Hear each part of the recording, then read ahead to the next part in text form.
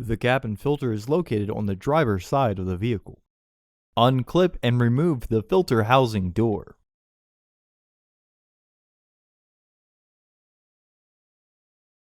Remove the old filter from the housing and clean out any debris inside.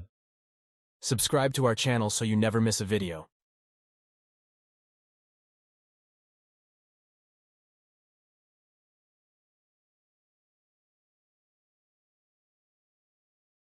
Insert your new filter into the housing, with its airflow indicating arrow pointing towards the back of the car.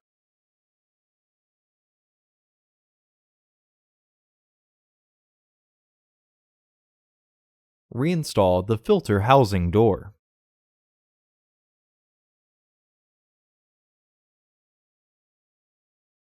For the best price, visit undercarexperts.com and don't forget to subscribe to our channel.